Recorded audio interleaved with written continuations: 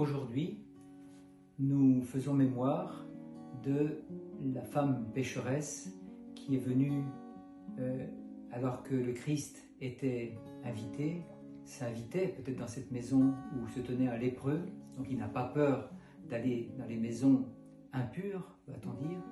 Elle s'approche de lui et elle a acheté un parfum de très grand prix, très cher, un parfum extraordinaire comme on sait les faire en Orient, au Moyen-Orient, dans un vase en verre qu'elle brise dans sa précipitation et qu'elle répand sur les pieds de Jésus.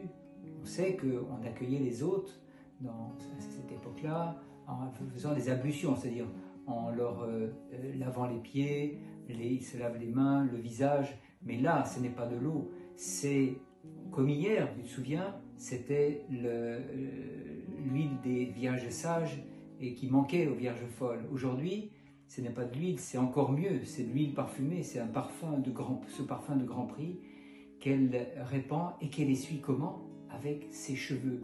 Imaginons la scène, imaginons. Le Christ est là, il est invité pour déjeuner, il est chez un lépreux et il est assis et il se prosterne à ses pieds avec ses cheveux, elle essuie ce parfum extraordinaire et le Christ va lui dire « Tu as péché, mais tu as beaucoup aimé et tes péchés sont pardonnés. » Donc elle vient sachant qu'elle se donne toute elle-même.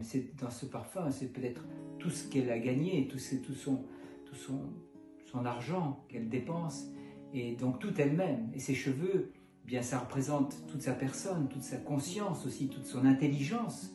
Les cheveux sont sur la tête, comme on le sait. Et est-ce qu'on a cette conscience quand on se prosterne dans l'église, quand tu vas venir pour te prosterner, quand Seigneur, aie pitié de nous, tu vas te prosterner. Est-ce qu'on a conscience qu'on ne se prosterne pas devant un mur ou devant un bout de bois, on se prosterne devant le Christ lui-même, et que la prière qu'on lui adresse, c'est justement ce parfum-là qui plaît au Seigneur et par lequel, par ses prières, par nos prières, qu'il va pouvoir, on lui demande le pardon de nos péchés.